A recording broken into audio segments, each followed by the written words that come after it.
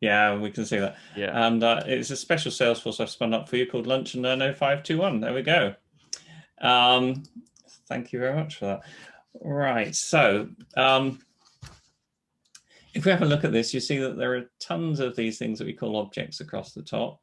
And as that's how it comes out of the box, it's very, very confusing. I'll go into some things that we can do to make that a bit better in a few moments.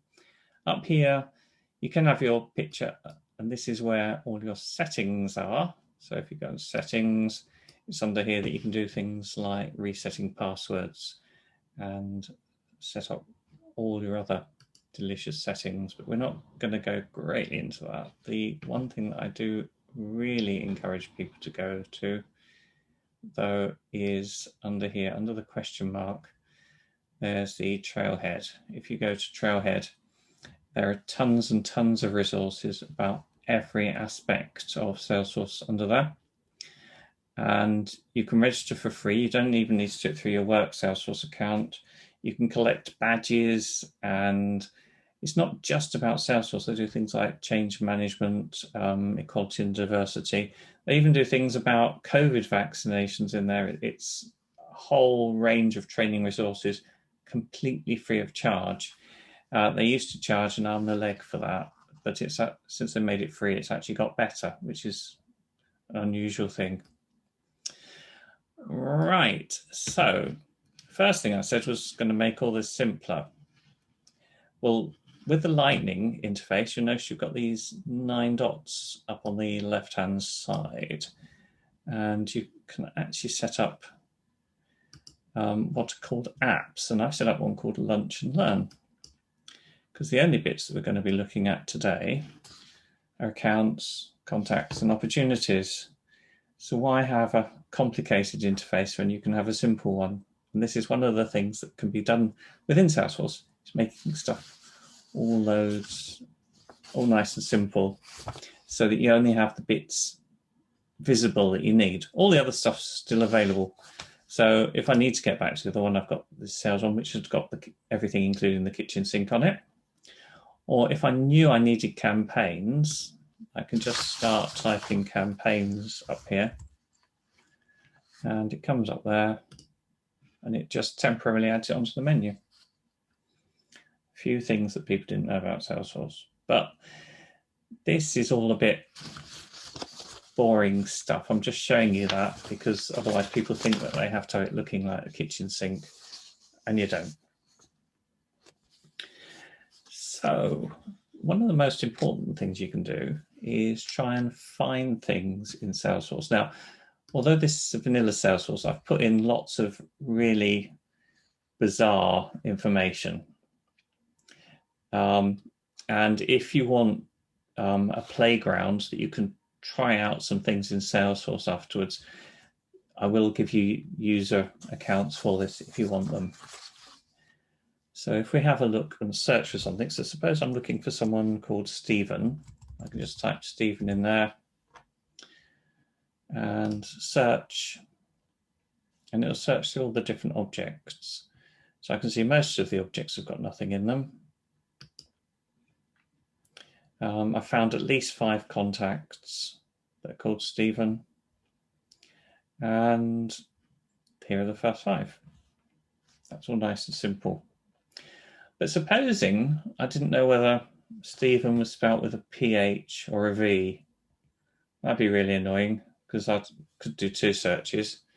But being lazier, if I put a star in the middle there, it would search for both forms of Stephen. Now, before I press this, I do know that there are no Stephens in this database with a PH in, so it's not the best example. But you can simply, if you're looking for John, you can put JO star N, and it'll pick it with or without the H. So, and you see we've also got Johnsons here. We've got John Amos, John Smith. And one last one, which I quite like showing people, is this one, W star Son. So this would pick up Williamson and lots of others. Does that make sense to people? because often trying to find things is difficult. And if you're not sure of the spelling, it's nice to have a few different ways of doing it. The thing I didn't say was if you do want to butt in, please do feel free to unmute and say, "Oh, John," because you make that a bit clearer. So anyway, once we've got things onto Salesforce, then a very simple thing is if you go in, how do you amend things? Now, on the Lightning interface, it's a little bit different to the traditional interface in that you've got these little pencils next to everything. And supposing I suddenly knew what their home phone number was, I can click on there. It opens up the whole object. And then I can update data anywhere. Now, you'll notice that this pop-up blocker has come up in Salesforce on Chrome. It's always a good idea, if that does come up, to allow it. And the reason is, if you've integrated it with your meetings and things like that, it will tell you when your next meeting's coming up, which is quite useful because if you're dealing with a lot of work, it's nice to have something that sort of got your back and reminds you. So let's put in a new phone number. You can also put in a birth date. And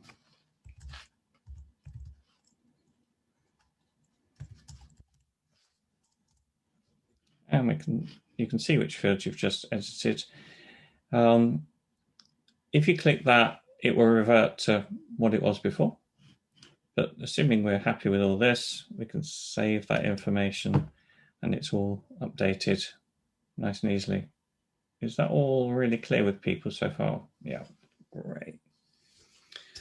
Okay, and now... Can I just quickly ask a question? Yes, of course. You started with the 9 bullets and how you can actually decide what you want to see in your screen or not. Yes. Is that very... I mean, I'd like to change my home screen. So are you going to explain how we can do that? Normally, it depends whether it's been enabled on your system. But if you want to add some more systems, you've got a little pencil along the right here.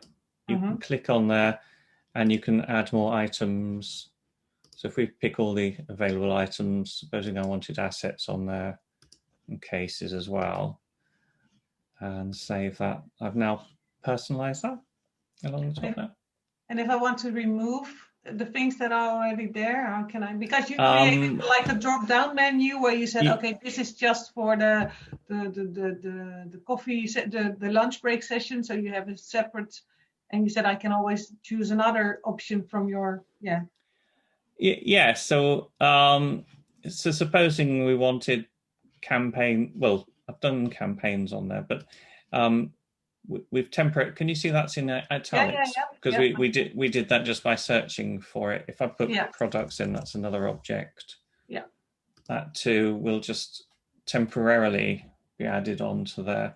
Now, the only thing I'll say about that is, if you notice when we were on there, I could remove assets and cases, which were the ones I'd added, but I can't remove the others. No. And that's because these are set by your administrator. And so you can add them on, but you can't remove some from your app that the administrator thinks you should have available. So the thing to do is, if you really think, oh, I'd much rather a much simpler one with a lot of those things removed, speak to your Salesforce administrator nicely. Give them a cup of coffee. It doesn't take a huge amount of time, but the thing is, they don't want to set up a completely different one for everyone. Your personalized one doesn't affect them, but if they're setting up ones for the whole organization, that affects their coffee breaks and things like that. Okay, I'll have a look. Thanks. The other thing to say is, supposing I'd got this and that was absolutely perfect for me, but then the administrator edited, because this menu is called an app. If they edit the app, then it will blow off all my customizations. So then you'll have to add them on again. So then they have to buy you a coffee. It's a give and take empire. All right. Does that help, Joyce? Great, lovely. Okay, we're doing quite well now. One of the things I'd like to show you is lists, because people get very used to editing things one at a time. And that's sort of boring because computers can do lots of things all at the same time. Supposing we'd got a list. So I've got a list on my accounts here. And the list I've got is all the accounts that are in SE1 postcode. I'll show you how I did that first. So we can create a new list. And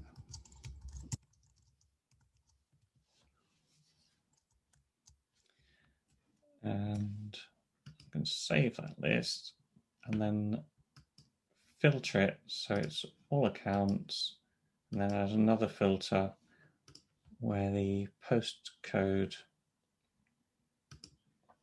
starts with, and you've got lots of different filters here, so I'm just whizzing through this. Starts with SE1, done. And when I save that, I should just have 3 here. Now, it'd be nice if I could see the postal code on there as well. So I'm going up to this cog again, selecting the filters to display, and I want the billing postal code over there as well. And I want it up near the beginning of the list, like that. And there you go. So I've got the postal code there. Now I know all these SE1 postal codes should be in London. But when I look at the billing state province, it's blank. So I could go through and edit one and put London in there, edit the next one, put London in there, edit the third one, put London in there, which is okay for 3, but supposing I had 33 to update, that's very boring. What I can do instead is I can tick the ones I want to edit, or this one will select all of them. And then I can come over to the pencil on one of them, put in London.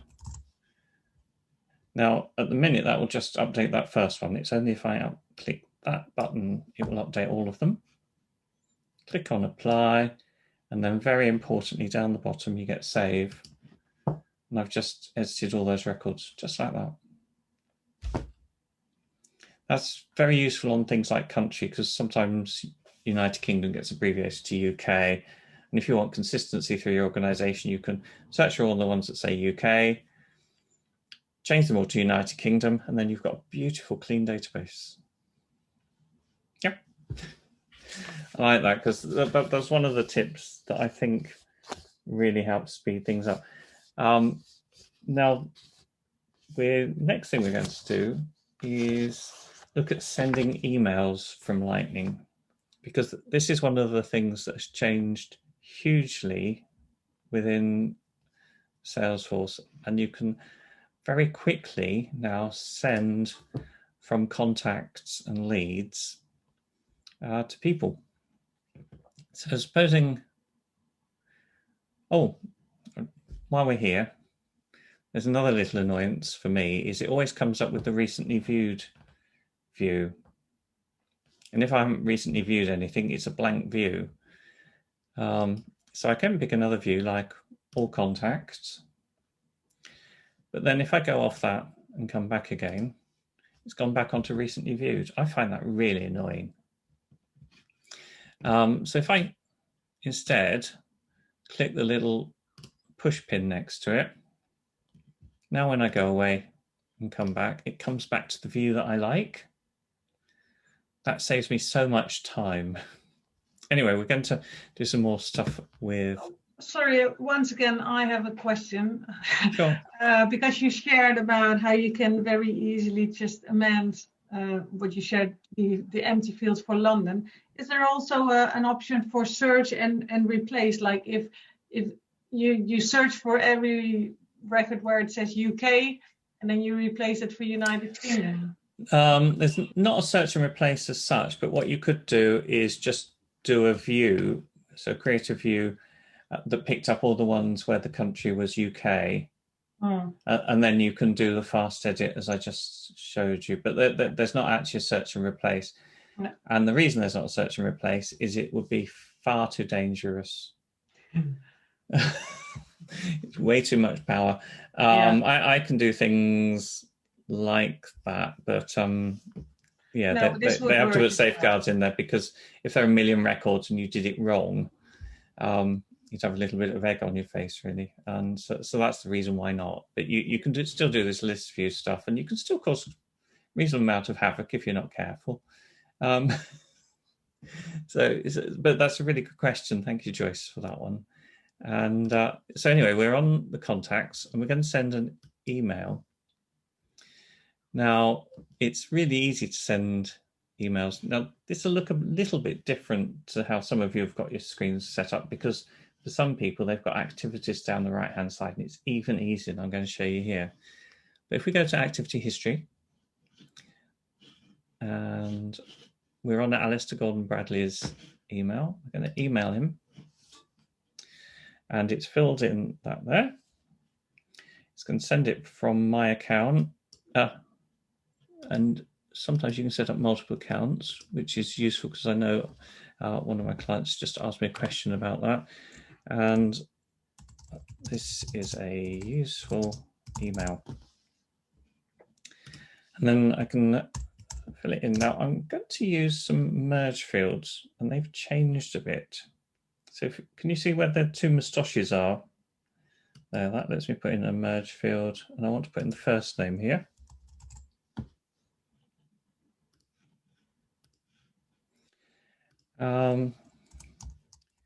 This is a really useful link. And that's not a link, so I'm going to tell it what the link is. So I'm going to select that, and then click on the link icon there, and put in my website address, and finish off the message. I thought you might like it. Best wishes, John. Now, I'm going to want to send that email to lots of people eventually, so I'm going to save that as a template. So that was the merge fields. The next one along is the template. So if I save that as a new template, website link, I'm going to call it. Because it's just for me, I'm going to save it in private templates. You can also save it in public templates, which would give your colleagues access to the template as well if they were going to send out the same email. And click on save, and that's now saved the template. And then I can click on send down here, and that will send out the email. And it's added onto the history. And if we click on the subject there, we can see the email that was sent out, and you can see it filled in his name there as well. Now this is where it gets really exciting with lists, because supposing I wanted to send that email to all of those people, I can just select all of those people, and I'm just going to point out at this point that I've got safe email addresses that all end .null, so this isn't going to any real people. I can then send the list an email. And I told you I was going to show you how to do it even quicker. If we go into templates, you can see my template and send. Oh, I've met my email limit for the day. So I will have to reduce the number of recipients. So if we just do the first few.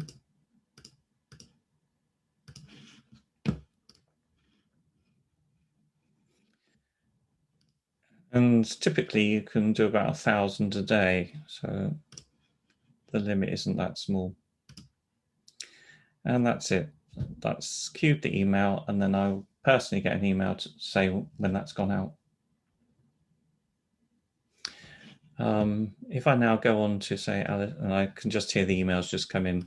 If I go to Alison Golden Ball, you can now see there's something on his activity. And whereas the other one just said email, this one says list email. So I can see that that's gone out to a lot of people because it's part of a list. If I click on there, you can see them.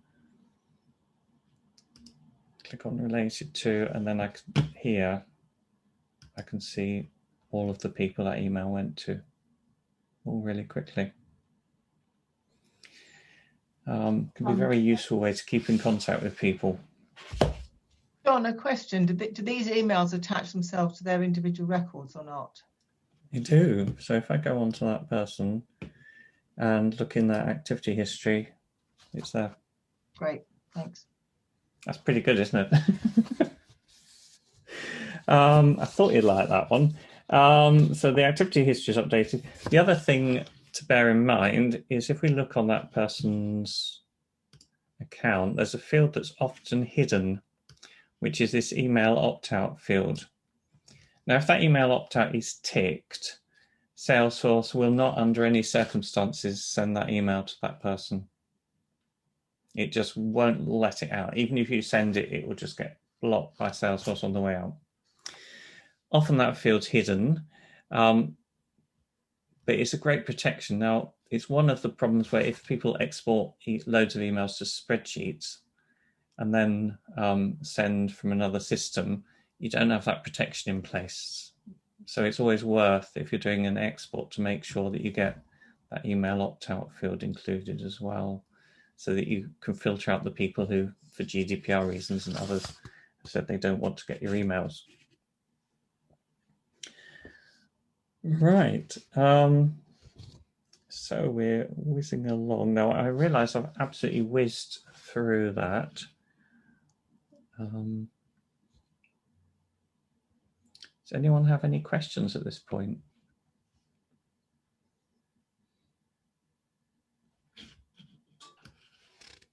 Well, there's a question, but I don't know if it's related enough to answer it.